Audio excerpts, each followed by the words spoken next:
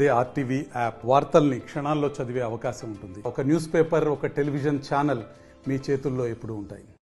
27/6/2024 నాడు వచ్చిన ఫిర్యాదు ప్రకారం ఫిర్యాదుదారు రాగుల శేఖర్ ఆయన ఫిర్యాదు ఇచ్చింది ఏంటంటే వాళ్ళ సోదరుడైనటువంటి రాగుల అశోక్ని వాళ్ళ పక్క పొలం సంబంధించినటువంటి చేపూరి రమేష్ మరియు అతని భార్య ఇద్దరు కొడుకులు కలిసి హత్య చేసినారని చెప్పేసి ఫిర్యాదు ఇవ్వడం జరిగింది.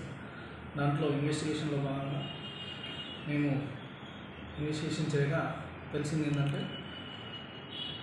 అశోక్ అతని పక్క పొలం అయినటువంటి రమేష్ తోటి ఇంతకుముందు చిన్న చిన్న గొడవలు ఉన్నాయని చెప్పేసి తెలిసింది. దాన్ని దృష్టిలో పెట్టుకొని పాత కక్షల్ని దృష్టిలో పెట్టుకొని రమేష్ అతని కుటుంబ సభ్యులు అతని పథకం ప్రకారం 27వ తారీఖు నాడు ఉదయం గొడ్డలి, కట్టెలు, బండరాళ్ళతోటి కొట్టి హత్య చేసినారని తేలింది. దానిలో భాగంగా వారిని ఈరోజు అరెస్ట్ చేసి జ్యుడిషియల్ రిమాండ్కు పంపించడం జరుగుతుంది.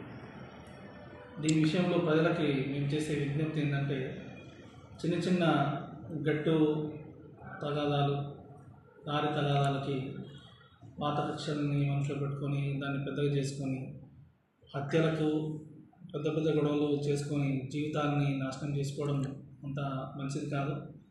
హత్యకు గురైన కుటుంబం కూడా చాలా ఇబ్బందులకు గురవుతుంది. అదేవిధంగా ఎవరైతే హత్య చేశారో వాళ్ళు కూడా జైలుకోవడం, వాళ్ళ జీవితాంతం దీనికి సంబంధించిన పరిణామాలు అనుభవించాల్సి ఉంటుంది.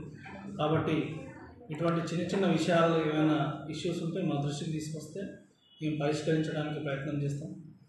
ఏదైనా చట్టపరంగా దాన్ని పరిష్కరించుకునే ప్రయత్నం చేయాలని మేము విజ్ఞప్తి చేస్తాం.